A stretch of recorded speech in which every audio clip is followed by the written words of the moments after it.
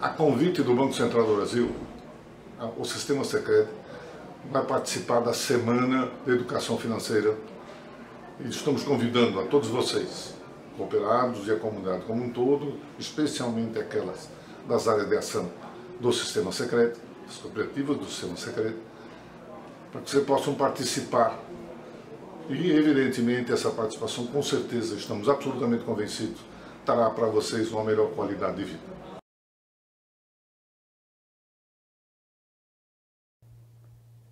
Boa noite, meu nome é Carlos Emerson e estou hoje aqui para fazer o fechamento dessa sequência de 3 aulas. Na verdade, é uma honra e, ao mesmo tempo, uma responsabilidade ter sido precedido pelo Tiago e pela Lilian. Isso chama ainda mais a responsabilidade para a gente fazer um bom evento. E, na verdade, isso depende de nós. Nós vamos fazer um evento positivo à medida que você vai mandando as suas dúvidas aqui para o nosso colega, o Diogo, que vai nos auxiliar nesse processo. Estou aqui a postos, estou de olho nos comentários, acompanhando as observações de todo mundo e esperando que vocês participem. Então enviem seus comentários, falem para a gente como vocês estão lidando com as suas finanças e conforme a conversa, até lembrando aqui o Ivarildo Mates no dia 9, a Sidônia, o Givanilton, se estiverem já online, pediram para falar sobre essas questões de planejamento para o futuro, sobre investimentos. Fiquem à vontade para trazer novamente suas perguntas. Vamos juntos, Carlos. Legal, legal.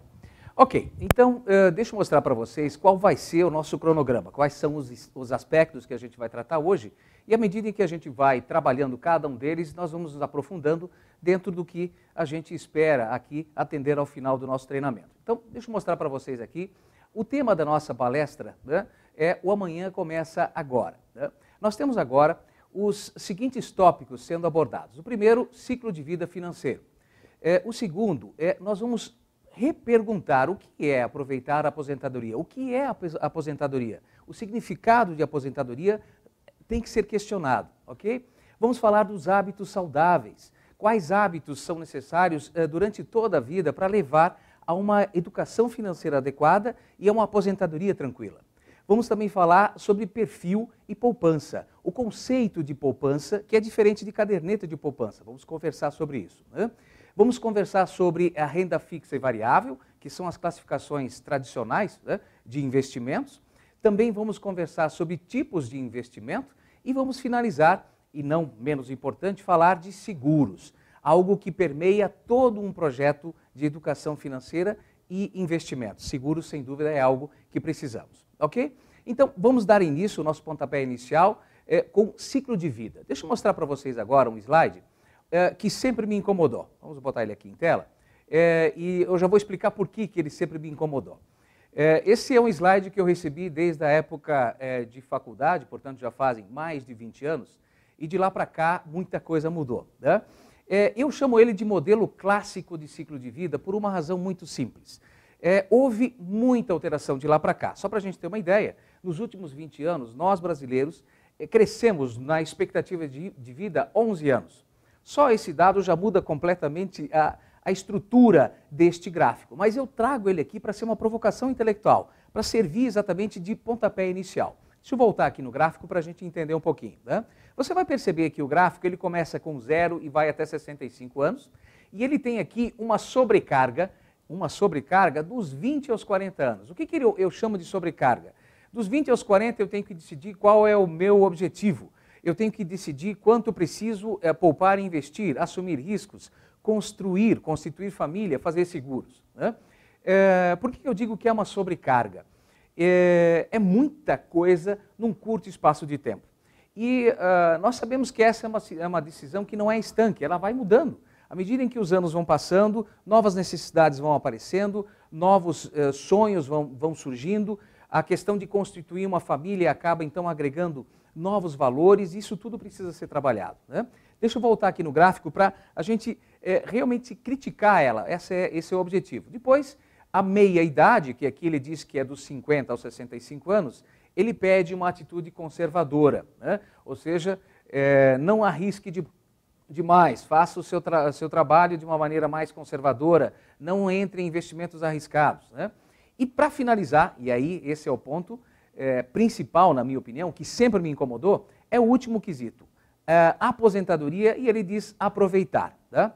Deixa eu conversar um pouquinho sobre isso. O que é esse aproveitar? Né? Na verdade, eu disse que isso é algo que sempre me incomodou, porque, então eu preciso trabalhar dos 20 até os 50, 65, e depois dos 65 é que eu posso começar a aproveitar a vida?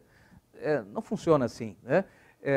Até foi, há alguns anos atrás, essa ideia da aposentadoria, depois do INSS, e a partir dali começa a vida. A gente sabe que não é assim. Aliás, não pode ser assim. Nós queremos e precisamos aproveitar a vida durante todas as fases. E para isso nós temos que ter um planejamento, para poder de fato desfrutar da vida durante todo o ciclo, ok? Para falar um pouco mais sobre esse aproveitamento, eu queria mostrar no próximo slide para você uma outra questão sobre o que é aproveitar a aposentadoria. Deixa eu mostrar para você duas figuras aqui. Né? A primeira fala e mostra um casal, acho que não preciso nem explicar, né? Mostra muito claramente o que nós vemos aqui nesse casal. Enquanto a segunda mostra um teor um pouco mais preocupado. Né? Essas duas figuras, na minha opinião, caracterizam muito bem que tipo de aposentadoria, e aqui lembrando bem que a aposentadoria não depende da idade. A aposentadoria, no meu conceito, e é o que nós estamos querendo promover aqui, é você poder trabalhar, por exemplo, não por necessidade, e sim por prazer. Então você não precisa estar de cabelos grisalhos para atingir isso. Você pode atingir a sua aposentadoria antes, desde que você faça o planejamento. Mas se nós voltarmos à nossa figura, nós vamos deixar bem claro o quê? Essa segunda questão, que aqui nós vemos essa pessoa preocupada, ela tem se tornado cada vez mais habitual. Cada vez mais habitual nós termos o quê?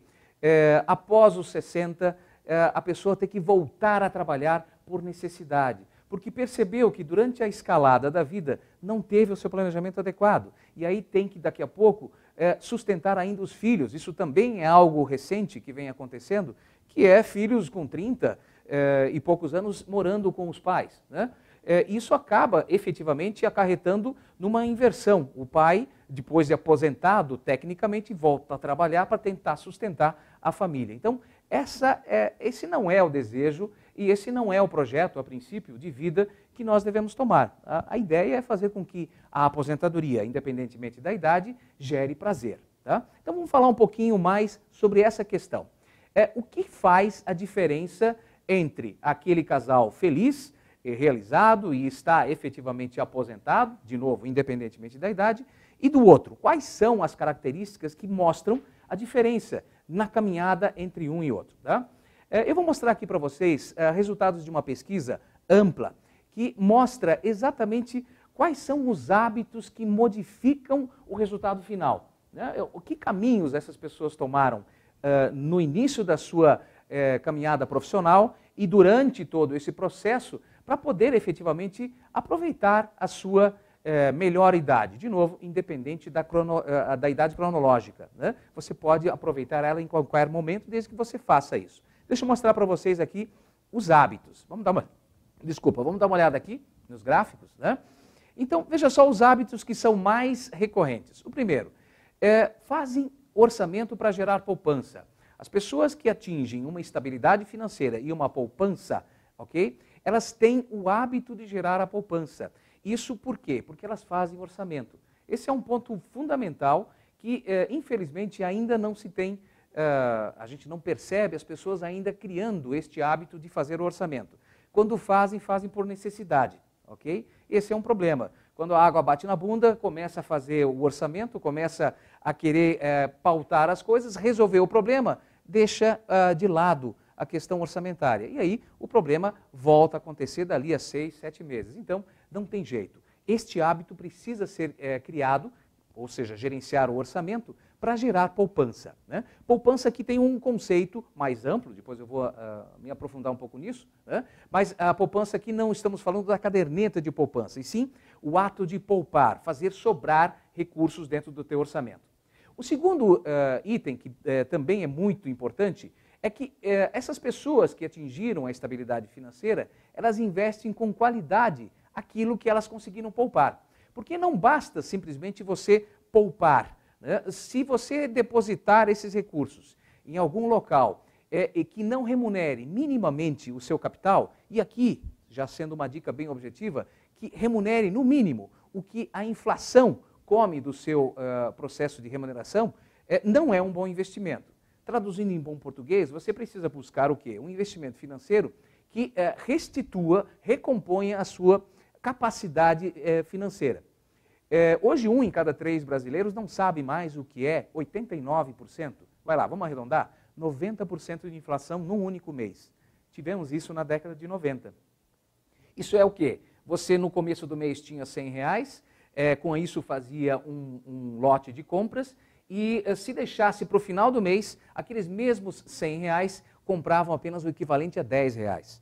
Então isso fez com que o brasileiro realmente não conseguisse, ou até isso ainda está no DNA, que é a memória inflacionária, vocês também viram isso nos vídeos anteriores, nos colegas que me antecederam, que é a memória inflacionária. Então a questão de poupar ainda é quase um mito, né? A falta de organização do brasileiro realmente vem dessa época, mas estamos vivendo outra época. Mesmo com uma inflação muito menor, nós não podemos dar as costas para ela, porque a inflação continua existindo e as aplicações financeiras precisam remunerar você minimamente, ou seja, para manter o seu poder de compra, principalmente porque a gente está falando de aposentadoria, projetos futuros, ok?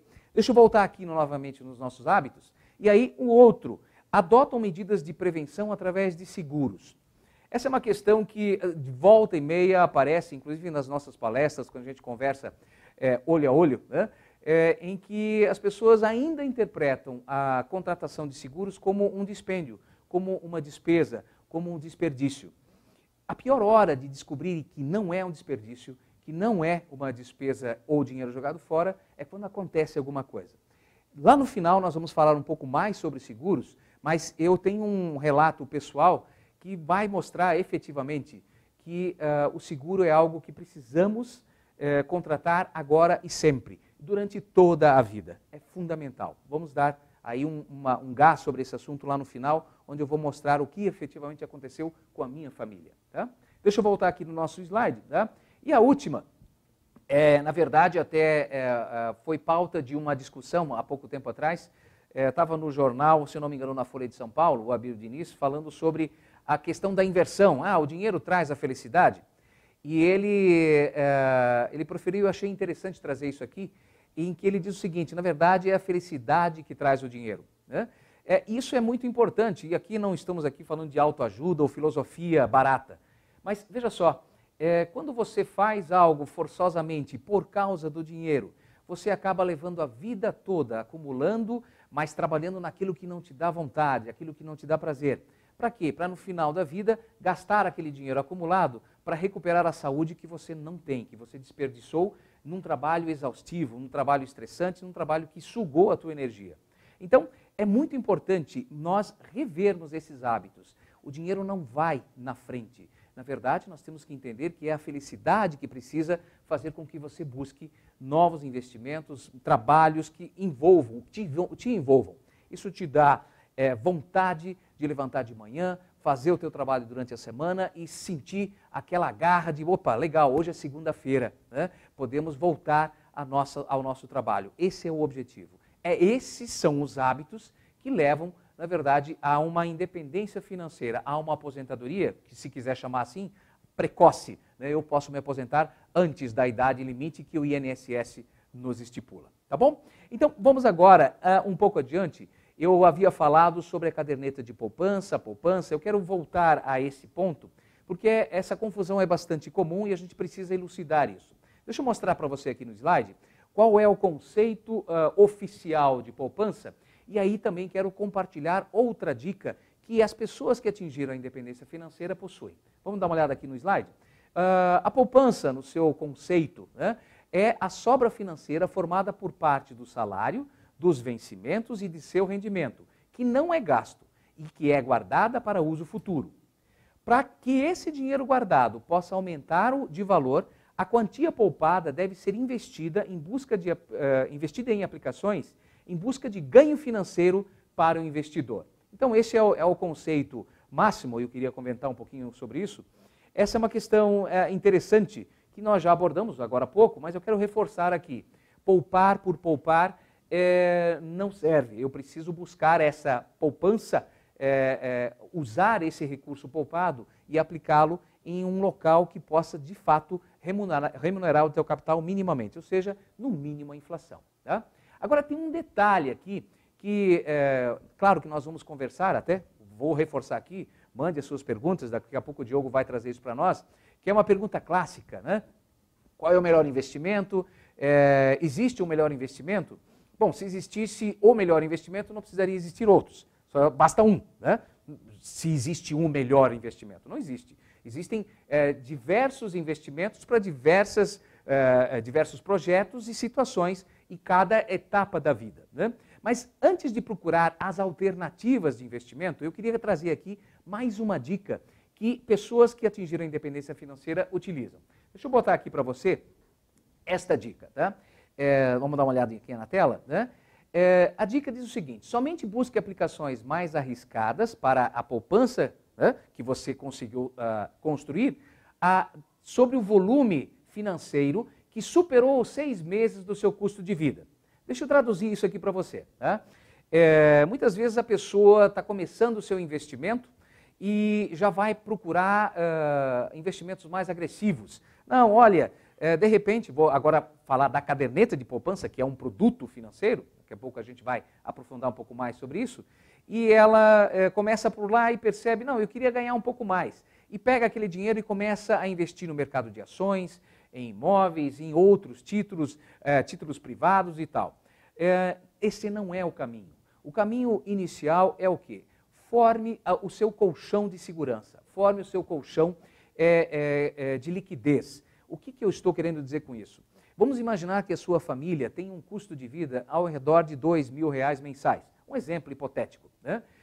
Você só pode procurar algo diferente, aplicações mais agressivas, aplicações que de repente possam lhe dar um retorno maior, aquilo que superar os 12 mil.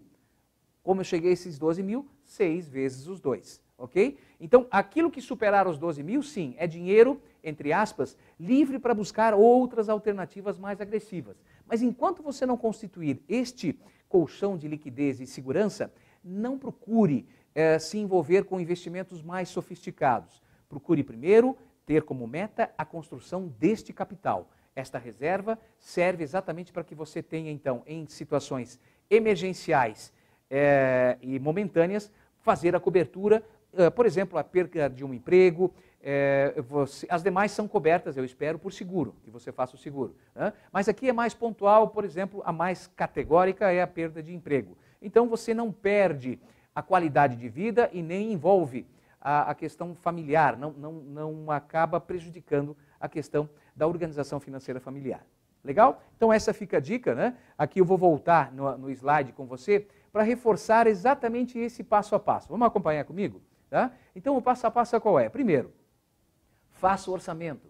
Não há como eu planejar o futuro sem essa ferramenta orçamentária. Tá? Faça com que as suas receitas sejam efetivamente maiores que as suas despesas e poupe o resto. Né? Essa poupança, qual é a meta inicial? Qual é o dever de casa a partir de hoje, se você ainda não o faz? Tenha como meta a poupança de 6 meses dos seus gastos mensais, para que você possa se manter por 6 meses caso caia a sua renda drasticamente, ok? E aí vem aquela questão, as aplicações, ele abre espaço para diversificar o que excede esta reserva, ok? Então, neste caso, vamos imaginar que você já tenha 15 mil reais, 3 mil reais é que você pode começar, então, a investigar outros tipos de investimento. Os 12 mil ficam blindados, né? Falando agora sobre outros tipos de investimento, e esse mesmo do seu colchão de segurança, existem 3 características que eu quero mostrar para vocês aqui no slide também. Tá? 3 características que são precisas e precisam também ser analisadas na hora de decidir sobre um investimento. Tá? Eu falo da liquidez, falo da segurança e falo da rentabilidade. Deixa eu explicar cada um deles, né? A liquidez, ela fala da possibilidade de transformar o investimento em dinheiro vivo a qualquer momento. Depois, a segurança fala da probabilidade de alcançar os ganhos esperados, né? E, finalmente, rentabilidade é o retorno financeiro do investimento. Deixa eu falar um pouquinho sobre isso com você. Aqui nós temos esses 3 pilares de qualquer tipo de investimento. E por que eu trago ele aqui? Antes de começar a procurar investimentos diferentes ou diferenciados, não acredite no velho papo do bilhete premiado. Por que eu estou trazendo isso? Quando a gente fala de liquidez, segurança e rentabilidade, nós temos que ter em mente o seguinte: normalmente, uma aplicação financeira que te ofereça grande rentabilidade, ela normalmente tem uma segurança menor e uma liquidez menor. E o inverso também é verdadeiro. Quando a rentabilidade é menor, normalmente a liquidez é maior e a segurança também é maior. Ou seja, nós temos aqui essa tríade, essa visão tridimensional que nós temos que dar sobre cada investimento que formos fazer. Né? Que dinheiro é esse? Por exemplo, esse dinheiro dos 12 mil, que nós estamos usando como exemplo desde o início, eles têm que ter alta liquidez, alta segurança e podem ter baixa rentabilidade, desde que essa rentabilidade não seja negativa, o que é abaixo da inflação. Agora, tendo isso coberto, ou seja, recuperando a inflação, mesmo tendo baixa liquidez, mas tendo baixa rentabilidade, perdão, mas tendo a liquidez e a segurança, está valendo. A partir dali, no nosso exemplo, o que tem a mais de 12 mil, nesse nosso exemplo, a gente pode começar a procurar algo no qual você aceite correr um pouco mais de risco, ou seja, uma segurança menor, você possa deixar o dinheiro por mais tempo, ou seja, menor liquidez, mas em busca do quê? De uma maior rentabilidade, ok? Então esse é o nosso prisma pelo qual nós temos que enxergar as nossas aplicações financeiras. Mas antes, tem mais um filtro. Então o primeiro prisma é esse, a primeira peneira, podemos usar essa analogia também. Mas tem uma segunda peneira, deixa eu mostrar aqui para você na tela, né? Conheça o seu perfil. Eu falo aqui, conheça a ti mesmo. Ou seja, faça uma análise. Qual é a capacidade que você tem, por exemplo, de suportar perdas, mesmo que sejam momentâneas. Né? Se essa sua capacidade for muito limitada ou inexistente, você está no perfil conservador. Ou seja, eu vou investir em algo que me dê baixa rentabilidade, eu aceito baixa rentabilidade, mas eu não abro mão da segurança e da liquidez, ok? Então esse é um processo bastante normal e altamente aconselhável para quem vai começar a fazer o pé de meia, que são aqueles 6 meses, melhor até 12 meses, né? Mas vamos ficar nos 6, vamos começar então no nosso projeto aqui com 12 mil, né? No nosso exemplo, né? O perfil moderado, que é o segundo, se a gente voltar aqui na tela, né? Eu já vou abrir até uma figura aqui. No perfil moderado, ele, de fato, ele tenta buscar o equilíbrio entre rentabilidade e segurança. E o agressivo, então, ele é, na verdade, aquele perfil mais indicado, principalmente para quem está no início de carreira. Né? Por que eu falo no início de carreira? Porque ele tem tempo para se recuperar. Então, ele pode aportar mais e, nesse ponto, eu preciso dar o braço a torcer. Lá, o gráfico, ele manda ou sugere que a gente seja mais conservador. É fato, quando você começa a ficar com os cabelos grisalhos, começa a pintar os filhos em casa, começa a ter uma estrutura que dependa mais de você, você tem que se expor menos aos riscos e buscar maior segurança. Isso é algo bastante difundido e que precisa ser reforçado aqui. Então o perfil agressivo normalmente está associado a um jovem que ainda não constituiu a sua família, ou se a família ainda não tem filhos, é mais associado a isso, esse perfil. Esse perfil, o que ele busca? Maior rentabilidade e abre mão de segurança e liquidez, ok? Então, não é que ele abre mão do tipo, olha, de qualquer jeito. Não, ele tem aí uma programação, uma contenção, ele também sabe o que tem que ser feito, tá bom? Então, essa é a questão do perfil que é importante antes de você começar efetivamente a buscar os seus investimentos. Vamos falar agora especificamente dos investimentos, tá? Os investimentos, eles são classificados basicamente em 2 grandes categorias. Deixa eu mostrar aqui na tela para você. A primeira categoria é a chamada renda fixa, né? Onde, na verdade, você conhece a remuneração. Ou seja, no momento em que você contrata a renda fixa, você tem uma ideia do quanto você vai ter de remuneração sobre esse capital. Né? Então, ela pode ser tanto pré-fixada como pós-fixada. Deixa eu falar um pouquinho sobre isso. O que é esse pré e pós-fixada, né? Eu posso, por exemplo, né, essa é uma característica da renda fixa, que nada mais é do que você emprestar dinheiro para alguém. Você pode emprestar esse dinheiro para a sua cooperativa, você pode emprestar esse dinheiro para o governo ou para empresas. E eles te devolvem um título de renda fixa que pode ser pré ou pós-fixada, com juros, portanto. Eles vão te devolver o dinheiro com juros, evidente, senão não é investimento, né? Então, a questão do pré-fixado, nós dois, vamos imaginar que nós estamos fazendo essa relação, eu devolvo o dinheiro para você e já determino no título, uma das analogias que a gente mais usa, todo mundo deve conhecer ou já viu, a boa e velha nota promissória, a amarelinha, onde você define lá, olha, devolverei ao fulano a quantia de tal. Ou seja, você está devolvendo o capital mais juros. Então, eu tenho o conhecimento dos juros, né? Essa é a característica do pré-fixado. O pós-fixado tem que característica? É um acordo em que eu e você, nesse mesmo exemplo, fazemos o seguinte, olha, eu vou te devolver esse dinheiro dentro de 1 ano ou dentro de 6 meses, pagando a inflação mais X% de juros acima da inflação. Então, ele é pós-fixado por uma razão.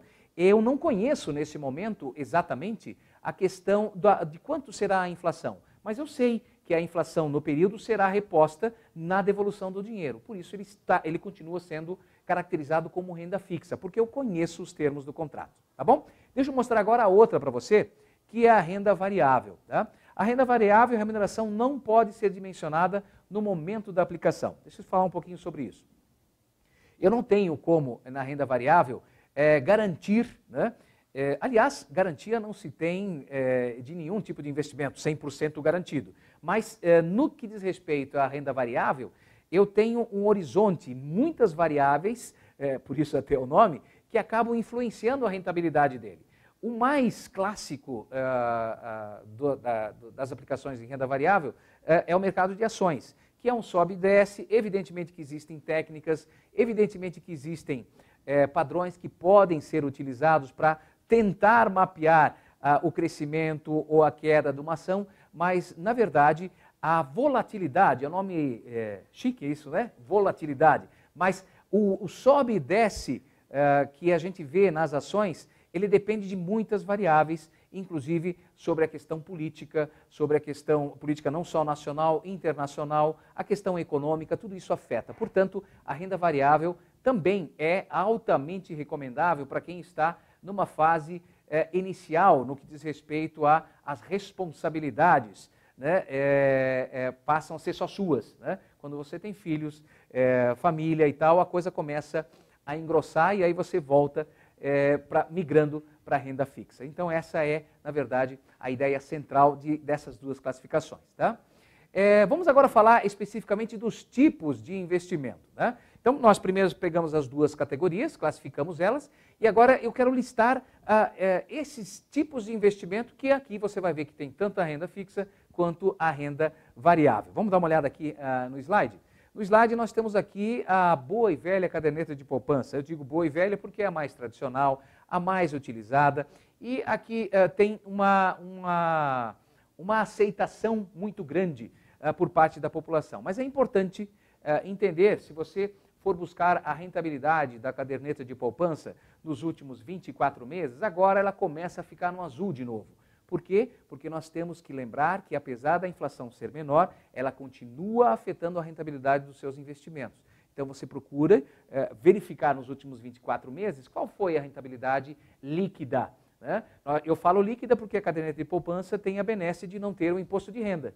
No entanto, a inflação continua incidindo. Então, muita atenção para você que está na caderneta de poupança, se você está de fato tendo aí a sua rentabilidade positiva, ou seja, no mínimo acima da inflação ou igual, né? O seu limite é 0 a 0, abaixo disso não, tá? Depois nós temos títulos privados, se você olhar aqui, títulos públicos, aqueles emitidos pelo governo, títulos privados são emitidos por empresas.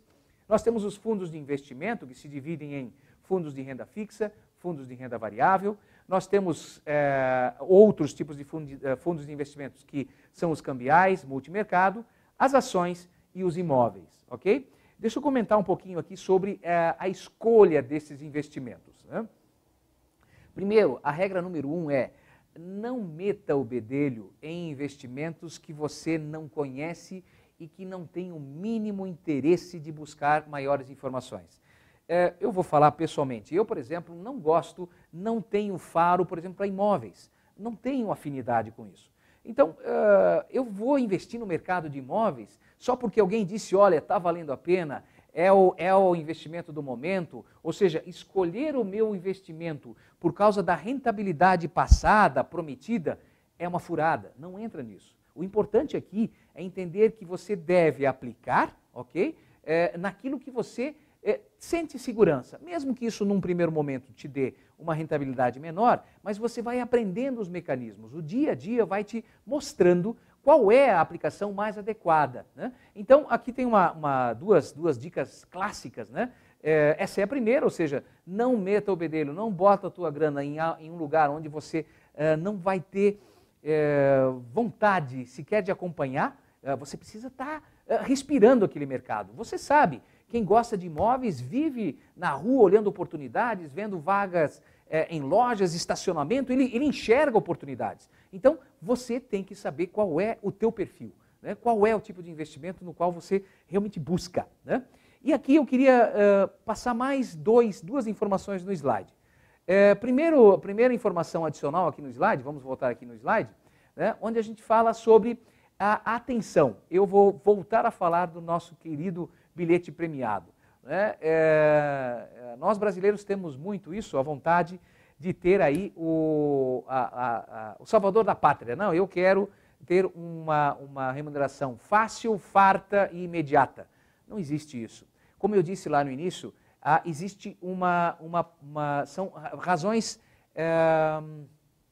elas são contrárias, ou seja, alta rentabilidade, alta liquidez e alta segurança não existe. Atenção, não existe dinheiro fácil de graça, né? O que eu estou querendo dizer é, quando alguém te promete alta rentabilidade, alta liquidez e alta segurança, bota o olho, abre o olho, não entre nesse conto, né? É muito importante perceber isso, tá? Como eu disse, eles são inversamente proporcionais. Quanto maior a rentabilidade, a tendência é que a segurança e a liquidez sejam menores. E o inverso é verdadeiro. Preste atenção naquele prisma, aqueles 3 pontos que eu preciso enxergar o investimento, tá? E o segundo, clássico também, que fala o seguinte, não ponha todos os ovos na mesma cesta, né? Isso é algo que eu escuto há muitos anos e é claro, se você escutar grandes investidores, eles vão dizer, olha, mas na verdade para você obter uma boa rentabilidade você precisa concentrar. São correntes de pensamento. Bom, eu quero expor aqui o seguinte, invista um pouco em cada uma delas, até para perceber, para sentir qual é aquele que você tem mais afinidade. Daqui a pouco você se descobre alguém com faro para imóveis. Daqui a pouco você descobre que, de fato, gosta de se envolver com esse mercado de ações e daqui a pouco direciona a maior parte do seu capital para isso, né? Mas experimente um pouco de cada um deles, faça essa divisão, evidentemente concentrando aquele teu colchão de segurança no que é mais, né, no que é mais seguro e líquido, mas experimente, procure saber um pouco mais sobre o mercado financeiro, ok? Então, sobre investimentos, eu tinha isso para comentar hoje, e eu vou fechar com a questão dos seguros, né? Não vamos estourar o nosso tempo, né? Mas eu queria fechar aqui com a questão do seguro. Vamos voltar aqui no slide. Eu botei aqui até de propósito o tema telhado de vidro. Por que ter seguros, né? E essa é uma questão muito importante. Eu joguei aqui já alguns itens, ter tranquilidade, evitar prejuízos maiores que o orçamento pessoal e familiar possa suportar, evitar transtornos e nem sempre as medidas preventivas são suficientes. Eu havia prometido para vocês que eu ia comentar algo pessoal agora. E se você recapitular, né, no slide diz o seguinte, evitar prejuízos maiores que o orçamento familiar possa suportar. No ano passado, eu tive a perda do meu pai. Meu pai foi levado pelo câncer, mas um pouco antes, na verdade 1 ano antes disso acontecer, numa reunião em casa, o pai dizia, Carlos, eu não quero mais ficar pagando esse plano de saúde.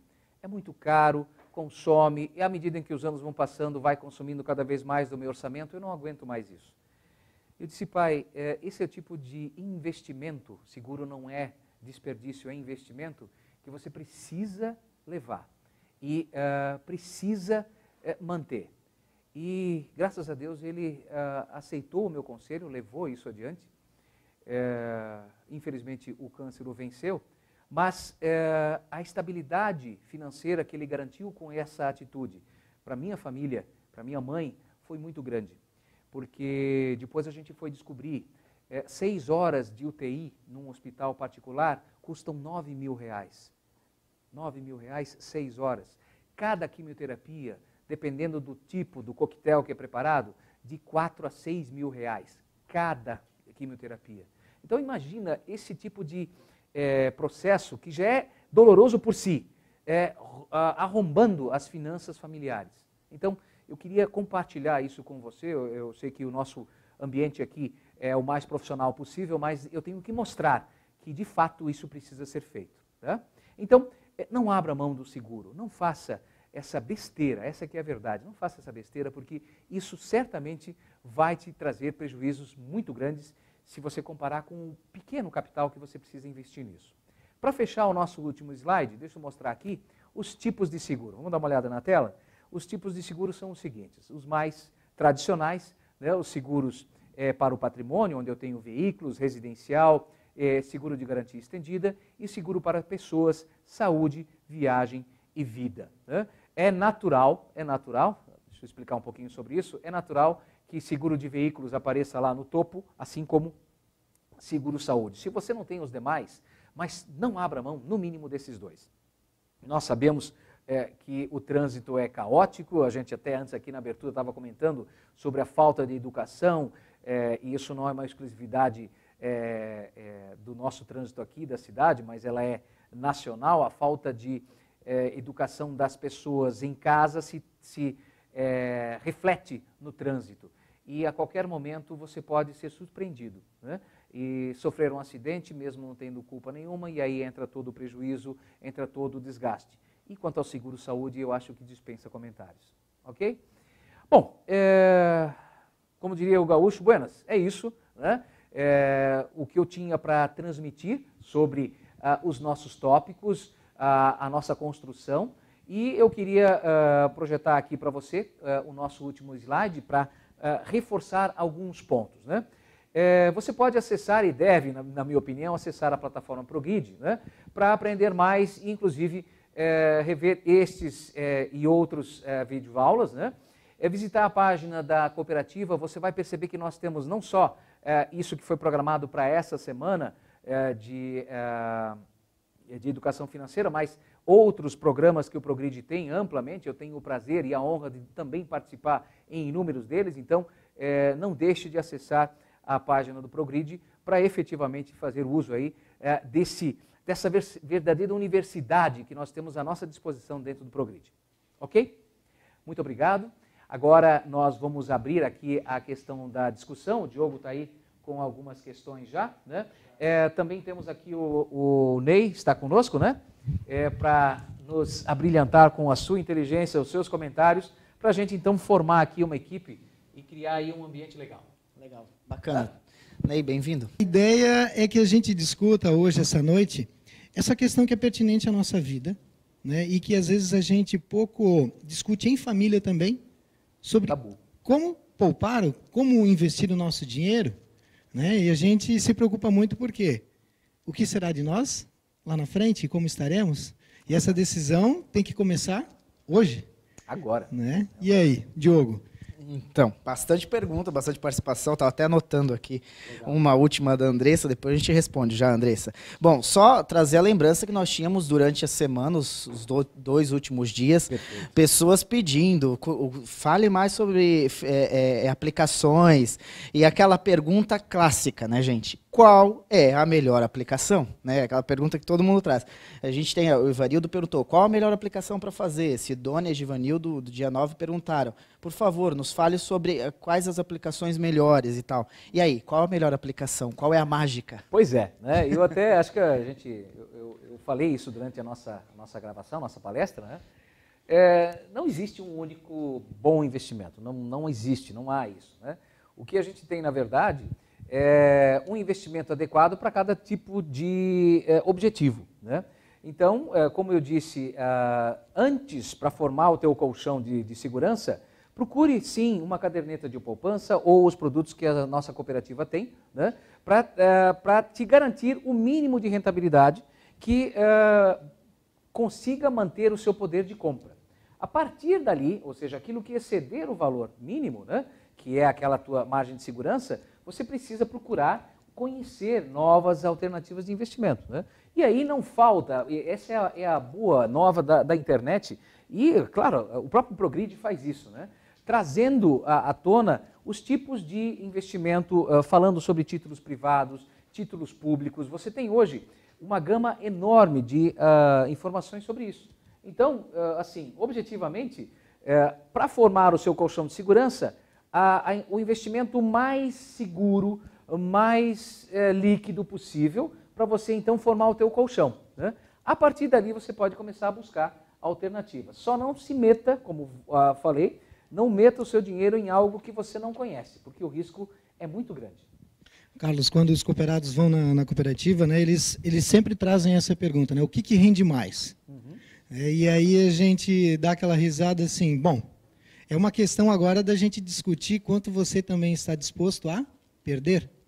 Porque se a gente não está disposto a perder nada, está ali um tipo de perfil. Então, a ideia é observar os 3 pilares sempre, né? Liquidez, segurança e a rentabilidade. Se a gente não observa isso, né, se esquece e vai com todo o foco na rentabilidade, naquela questão, de certa forma, até uma ganância, né, o mais, a gente pode estar incorrendo aí numa questão emocional de perder a prudência. E aí, às vezes, poxa, quanto eu estou disposto a perder? Mas o bacana também eu acho que o inicial é assumir uma atitude de fazer uma reserva, gerar a poupança. A partir do momento, então, dessa poupança, pensar em investimentos. E aí, por que não, às vezes, começar a mesclar, né? Essa ideia que você traz de formar um colchão mínimo de segurança. Perfeito. Porque essa segurança, ela não é só para você, justamente ela muitas vezes está atrelada a uma família. Né, a responsabilidade vai além de você. E aí sim, também querendo ou não, olhando o tempo de vida que a gente está, justamente para ver, há tempo de certa forma, eu buscar isso novamente, caso eu perda tudo. Né? Então, acho que a partir do momento que a gente tem esse colchão, a gente pode começar a pensar, e voltando a reforçar o que tu falou, informação. Busca informação. Buscar informação, né, Diogo? Não faltam canais para isso. Não faltam canais. Né? Eu acho que agora o pior tipo de informação que você alertou é ouvir falar. Escolher um investimento pela rentabilidade passada ou prometida. Esse é um erro clássico, né? E, de novo, é aquela velha história, rendimentos passados não garantem futuros. Até aparece, às vezes, nos folders, na propaganda, mas, gente, não é por aí. É importante que você escolha o seu investimento por afinidade e não pela rentabilidade prometida. Esse é o mais importante. Bacana, legal, respondidíssimo. Legal. Muito obrigado. Tem também o Guilherme Freitas. Guilherme pergunta, para quem já possui o hábito de poupar, dessa reserva, né, o quanto deve se deixar de investimento de curto e de longo prazo, pensando que pode haver a necessidade de um resgate para imprevistos? Então, já poupa, tal. Existe alguma dica, alguma informação para que a pessoa pense, olha, quanto eu devo do que eu estou poupando deixar no curto prazo, longo prazo, como se dividiria isso? Bom, a característica a formação dos 6 meses que nós utilizamos aqui como âncora, né? E já existem inúmeros pesquisadores, técnicos sobre isso, falam mais 12 meses por causa das inconstâncias que há na economia, né? Mas o que se espera hoje de curto prazo? Quando se fala de investimento de curto prazo, nós estamos falando de 12 meses. Isso é curto prazo. E isso é uma coisa cultural do brasileiro, exatamente porque, aquilo que eu comentei durante a nossa explanação, a memória inflacionária faz com que tudo seja para ontem. Então, curto prazo, 12 meses. Ou seja, você tem que deixar ali um colchão do tamanho de, no mínimo, 6, mas o ideal, 12 meses. Então, a partir dali, você começa a buscar os seus objetivos. Por exemplo, né, você pode ter como objetivo a questão da grana para a aposentadoria.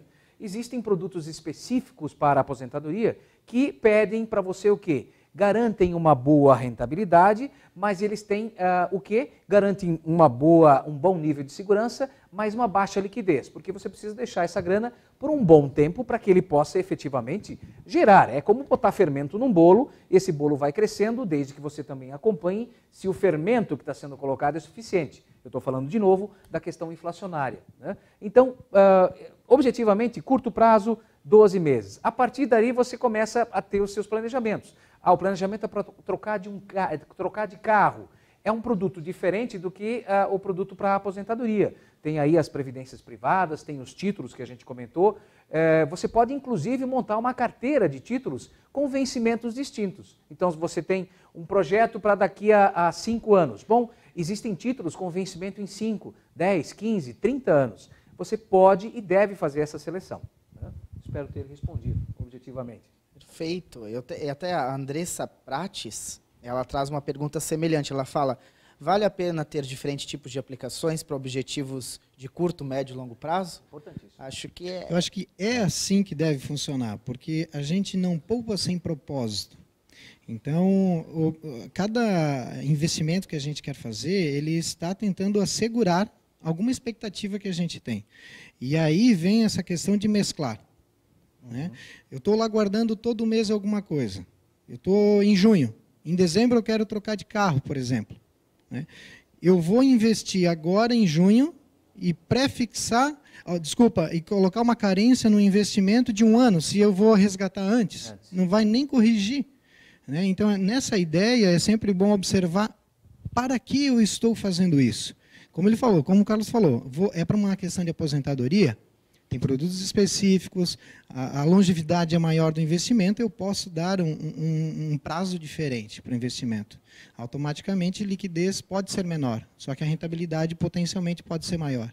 Agora, para essa questão do colchão de curto prazo, né, eu tenho que estar vendo a rentabilidade de 30 em 30 dias ou diariamente ali, porque, querendo ou não, é um recurso que tem que estar disponível a qualquer momento. E ele precisa garantir poder de compra, que é muito importante. E a liquidez, né, enquanto que eu estou fazendo isso, né? Então, assim, observe os seus propósitos, o que você quer com isso. Eu acho que isso é fundamental para realmente atrelar uma questão de prazo e perspectiva também de remuneração e retorno, né, desse investimento. Inclusive, se me permite, eu só queria comentar isso, né?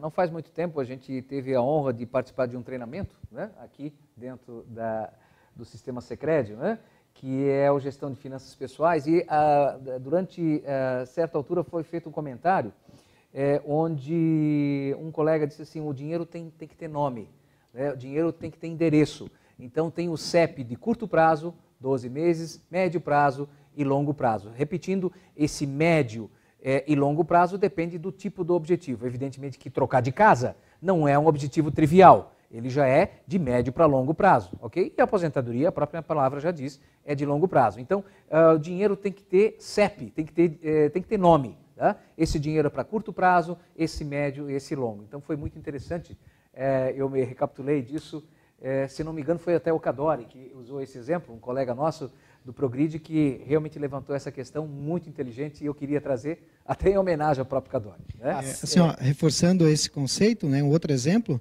pessoal, eu tenho minha filha com 5 anos, então desde o nascimento dela, e não é muito, mas todo mês eu já faço essa reserva, né, é uma questão de planejamento, de orçamento, e realmente a expectativa de retorno é que não seja amanhã.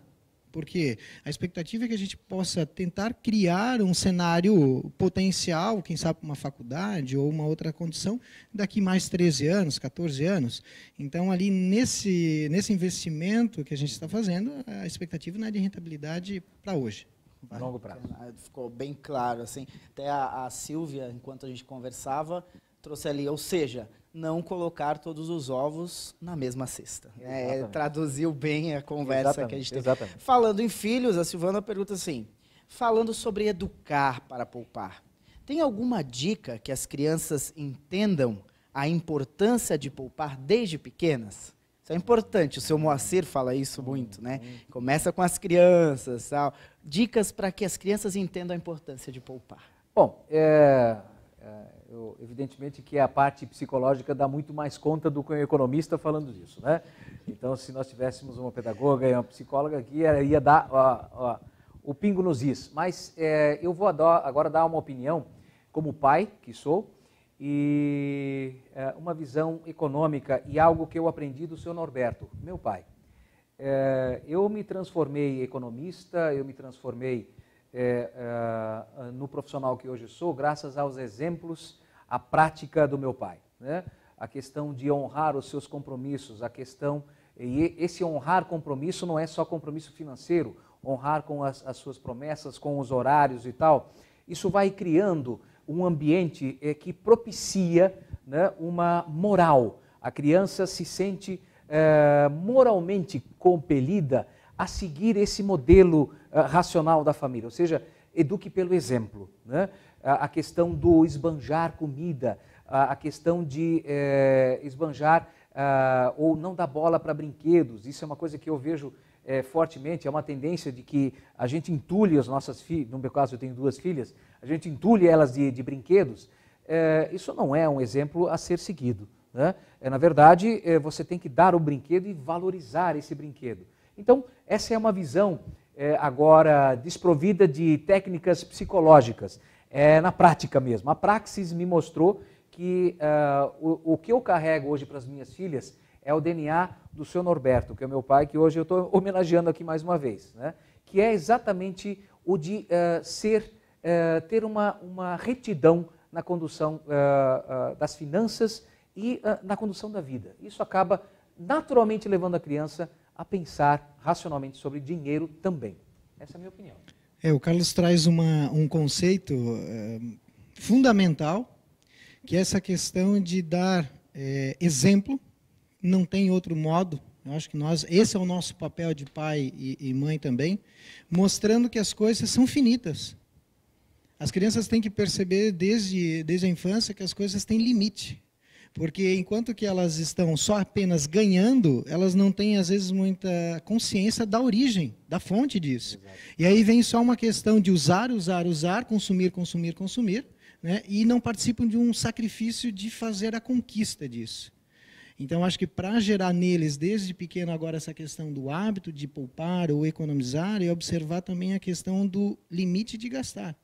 Porque a partir do momento que a gente também começa a dar limites, isso, cada idade vai ter que ser diferente, jeito, né? E ali vem a questão da orientação, da explicação, que ele vai ter que ver no pai e na mãe essa situação para fazer sentido. Porque senão não vai fazer sentido, não vai colar. Palavras, né? Ao vento, né? Justo. Eu acho que assim, a gente tem recursos, ícones, por exemplo, cofrinhos.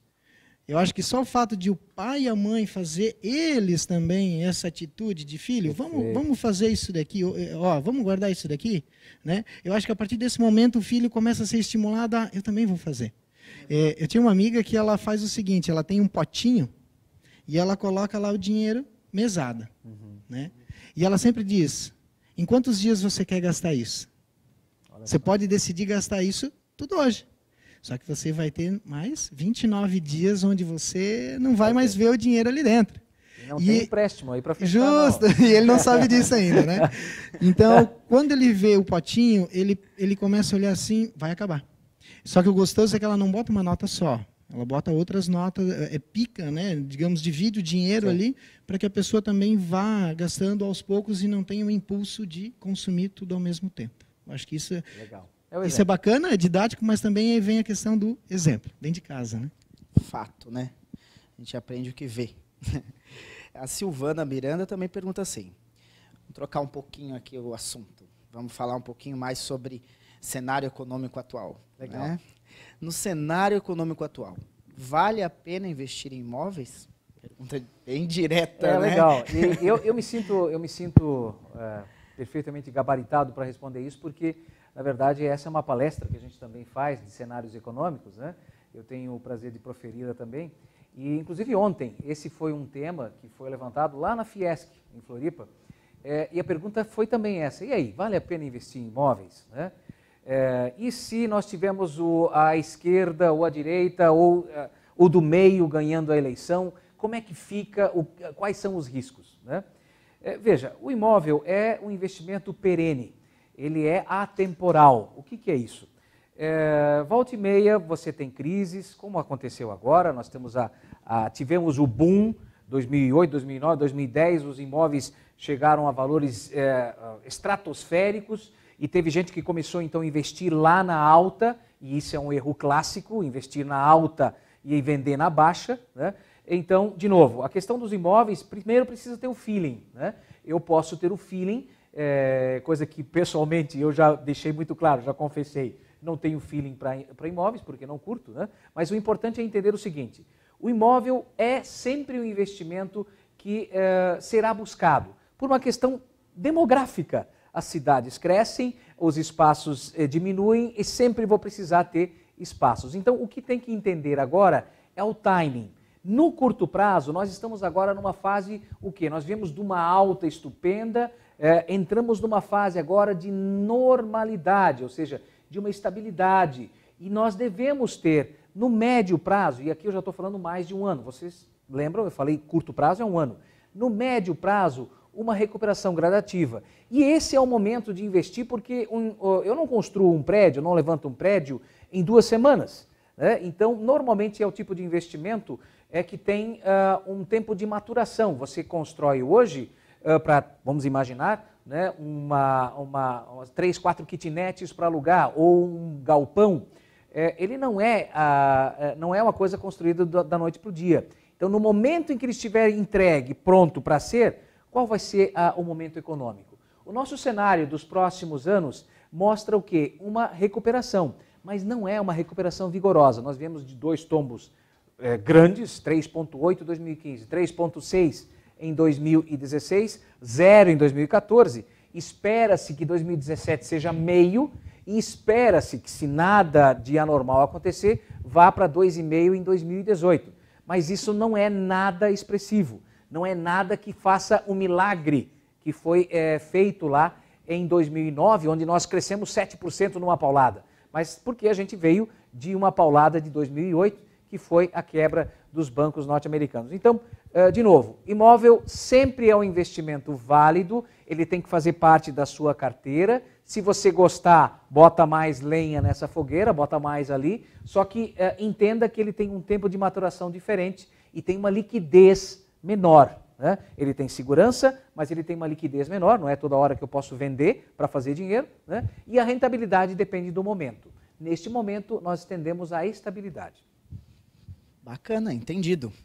Eu tenho um pedido aqui na verdade, é um esclarecimento, né? A gente tem um dos nossos internautas, o Everson, ele entendeu que a gente trouxe a caderneta de poupança como similar aos produtos de investimento da cooperativa, que tem rendimentos mais interessantes dependendo dos valores e carências. Lembrando da liquidez imediata, que é outro diferencial dos produtos da cooperativa. Então, Carlos, esclarece para a gente a diferença de caderneta de poupança e os RDCs, por exemplo, da cooperativa, só para a gente elucidar aqui a dúvida do Everson. Aliás, obrigado pela pergunta, Everson. Everson, né? Everson, obrigado pela pergunta, porque isso dá a oportunidade de a gente separar o joio do trigo. Né? O RDC, né, o Recibo de Depósito do Cooperado, na verdade, está classificado como renda fixa, assim como é o CDB dos bancos. É um produto de renda fixa. Como todo produto de renda fixa, o que é? É uma troca. Lembra, eu usei durante a explanação a nota promissória. Você está emprestando dinheiro para a cooperativa e ela te devolve com juros e correção. Qual é a vantagem da cooperativa?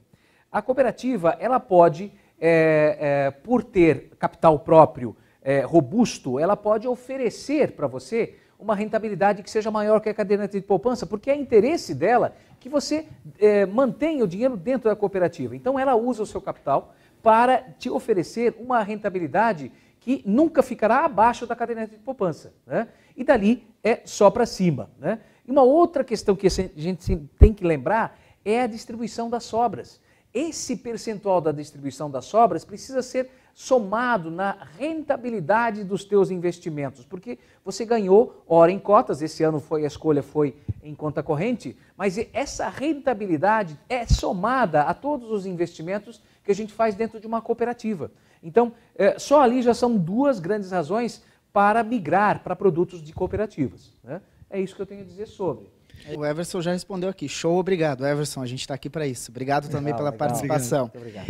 João Carlos, antes de eu trazer a última pergunta que a gente tem, trouxe aqui um depoimento, né? Ele traz aqui que é muito bom reciclar, traz a experiência que ele teve, né? O que ele viveu como aposentado, né? Não depende só mais da aposentadoria, está usufruindo hoje de uma previdência privada, uma caderneta de ações que me dá uma remuneração de dividendos que, em média, é inclusive superior ao do INSS. Traz aqui um pouquinho, depois o pessoal também pode ver sobre o depoimento dele aqui. É legal, quem quiser também pode deixar as suas percepções aqui no ar. E falando, pegando o gancho do João, a gente traz a última pergunta, então, que é a última que existe aqui, né, nos nossos comentários, que é com essas alterações da aposentadoria, né? Isso é uma conversa bem atual, né? Que certamente ainda mudarão muito, ainda trouxe a Silvana. A previdência privada, portanto, passa a ser uma opção obrigatória de investimento para garantir o futuro? E aí? Ok.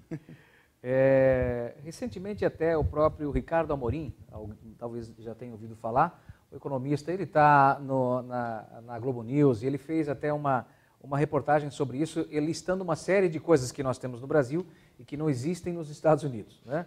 Essa questão da previdência é uma delas que tem uma conotação cultural diferente, né? Mas vamos lá. A questão do INSS, de fato, né, nós temos aí um problema que está sendo discutido em todos os níveis e mostra-se, ao menos até onde a gente tem informações de que o déficit é grande, crescente, porque simplesmente, demograficamente, cada vez nós estamos vivendo mais. Eu falei isso hoje na nossa videoaula, que nos últimos 20 anos a expectativa de vida cresceu 11 anos e não se tem mais 7, 8, 10 filhos, ok? Então, tecnicamente falando, é aquela história, cada vez menos pessoas colocando fermento no bolo e cada vez mais pessoas comendo do bolo, né? Então, por esta razão, é prudente que você mantenha a previdência social, porque ela te dá coberturas que previdência privada nenhum seguro te dá, né? Então, é prudente que você mantenha a sua contribuição. Se você deseja ou não pelo teto, essa é uma decisão estratégica dentro do teu orçamento, desde que você faça orçamento, mas também é igualmente prudente que você faça o seu colchão individual, não dependa de governo, né? Porque governos vão e vêm, mas o que interessa é o teu bolso, é a tua família, é a tua estabilidade, né? Então, objetivamente, planos de previdência privada são interessantes, mas você precisa buscar o quê? Tem planos de previdência que não cobram taxa de carregamento, planos de previdência que têm uma taxa de administração abaixo de 1%, que são, eu estou dando alguns parâmetros. Então, não entre num plano de previdência que tem uma taxa de carregamento, que é uma mordida em cada prestação que você deposita, e que cobram mais de 1% ao ano de taxa administrativa. Passou disso, fica fora, faz a tua previdência, busca investimentos onde a cooperativa, inclusive, pode te auxiliar. Ok? Então, é isso que eu tenho a dizer sobre essa sua pergunta. Espero ter respondido, não é? Não sei se o Ney tem alguma coisa a comentar ou algo sobre. Já trabalhei também com esse produto, a gente conhece um pouquinho, e observei uma situação que é interessante levar a conhecimento das pessoas que, em função da taxa de carregamento ou da taxa de administração, muitas pessoas acham que vou começar uma previdência privada, daqui 6 meses, 1 ano, eu vou lá observar quanto já rendeu. Muitas vezes elas se surpreendem porque o recurso que ela aportou é menor depois de 1 ano, né? A soma desse recurso está menor. E algumas pessoas desconhecidas, aí, mas o que aconteceu aqui? Né? Cadê o meu dinheiro? Estão tirando meu dinheiro. Então, assim, voltamos àquela ideia de, primeiro se prepare com um colchão, né? A partir do momento que você superou assim, um nível de segurança bacana, que você conseguiu criar isso, né? Meses, né? Junte mais um recurso, aonde esse recurso deve ser feito até como aporte inicial na previdência privada, de modo que a rentabilidade daquele recurso já, de certa forma, tente cobrir um pouco desses custos de taxa de carregamento e de administração. Ou seja, você já vai começar a perceber uma rentabilidade mais acelerada nesse sentido, porque esse primeiro recurso já te supriu uma taxa de administração. Né? Então, é uma questão estratégica para você já dar uma bolada mais certa. Até lá, você guardou, por exemplo, na poupança. onde você não teve perda nenhuma. Você só acumulou e rentabilizou. A partir dali você dá um pontapé já com uma injeção, né, de valor maior para cobrir isso daí. Legal. Lembrando também que as cotas de capital na cooperativa são uma ótima opção sem taxa de carregamento para as pessoas que querem investir ao longo prazo, né? Isso é uma lembrança importante também para os cooperados aproveitarem essa opção. Também. Reforçar, elas não ficam sem remuneração, né? As cotas, querendo ou não, é a primeira ordem de remuneração, de divisão desse resultado da cooperativa. Então, como a gente vem observando, sempre a cooperativa respeita ou pratica essa remuneração em função da Selic, né? Remunerando alguma coisa a mais ainda, mas enfim, é uma outra opção de longo prazo e gera um benefício conjunto que eu vejo que, além da gente estar fazendo uma reserva, né, é interessante que ela serve como uma referência sempre para taxas de juros. Né? Eu vou lá contratar um crédito, a cooperativa sempre vai observar quanto de cotas eu tenho. Ou seja, ao mesmo tempo que eu estou criando o benefício de fazer uma reserva para mim, a longo prazo, isso também tem um benefício direto. E, às vezes, em outras instituições financeiras, eu posso ter uma previdência, mas isso não me ajuda necessariamente a ter um ganho numa operação de crédito que eu preciso fazer, às vezes, uma troca de um auto ou alguma coisa assim, que às vezes não seja de longo prazo também, né? E aí eu não tenho esse benefício. Então, é um outro fator muito positivo dessa opção também. Para não deixar ninguém sem resposta, a gente não quer fazer isso, né? A gente já está estourando o tempo aqui, mas tem a pergunta do Ricardo. Não vamos deixar só o Ricardo sem resposta, né, gente? Então, o Ricardo perguntou assim: qual é o melhor caminho para investir em ações para quem quer iniciar? Ok. Essa é uma questão que eu também me defrontei no início da minha, digamos, carreira de investidor, né? Hoje existem cursos online largamente difundidos, né? As corretoras têm total interesse que você procure conhecer este mercado, né? Então você pode aí no seu navegador procurar lá corretoras de valores. Você vai ver uma penca. Você certamente deve ter recebido já e-mails falando sobre a tal, não é nem corretora, são empresas que analisam o mercado de ações, né, onde você tem um passo a passo. Mas independente da corretora que você for escolher para te orientar, tenha em mente o seguinte, né?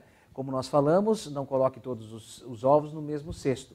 Distribua os seus recursos e comece com pouco, principalmente no mercado acionário, porque ele ao mesmo tempo que ele é volátil, ele é viciante.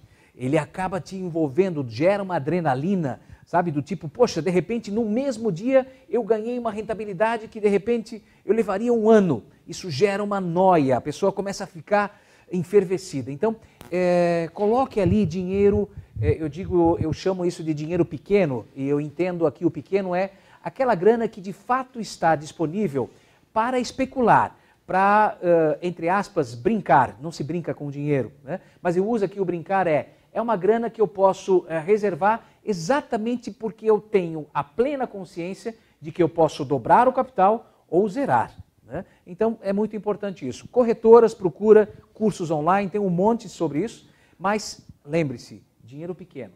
Começa pequeno, pega a manha e a partir daí você começa a criar aí um approach maior e começa a fazer aí bons investimentos. É isso. O Juan quer saber, tem que trazer o do Juan, não vamos posso lá, deixar. Vamos lá. A gente vai hoje, vamos em frente. Vamos aqui. Né? Enquanto não cortarem a gente vai em frente. O Juan, mas essa realmente, acho que é a última pergunta, né, pessoal? Qual é mas não precisa ser a última, quem quiser mandar pode mandar ainda. Tô brincando, a gente vai encerrar depois dessa mesmo. Então o Juan perguntou, qual a porcentagem dos meus rendimentos seria ideal para uma reserva? Tipo, parte dos meus rendimentos, tem um ideal assim, aconselhável? Né? Vamos ver se eu entendi bem a pergunta, né? Quando você fala percentual de rendimentos, a gente está falando da rentabilidade do investimento.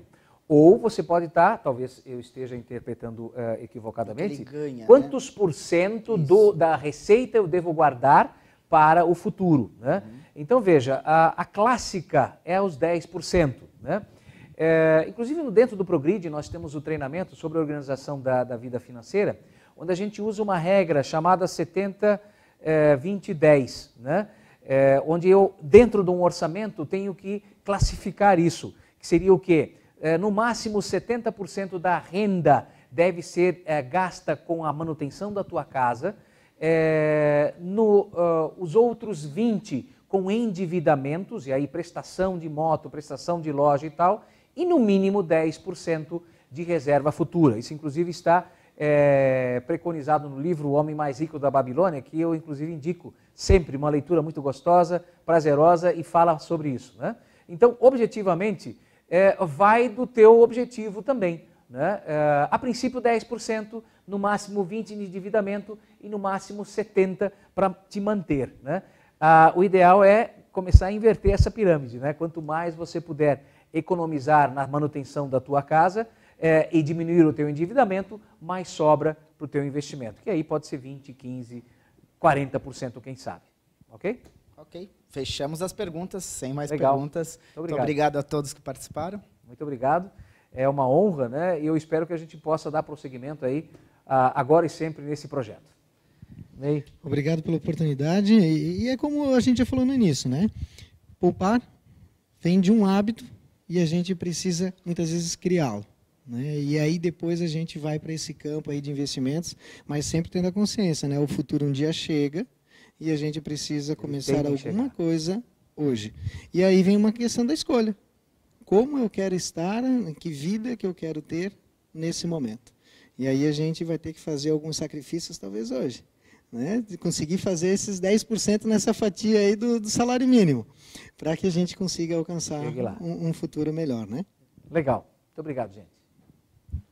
Então, só lembrando a todos, né, sobre o nosso evento aqui, vai estar disponível amanhã, né? Perfeito. Através do Progrid, né, Carlos? Perfeito. Né? Nós, inclusive, vamos postar, né, todo o material que foi usado aqui. A partir de amanhã já vai estar disponível aí no site para você fazer o download. Ok? Muito obrigado, gente. Valeu. Obrigado. Até mais. Valeu. Obrigado. Show de bola, gente.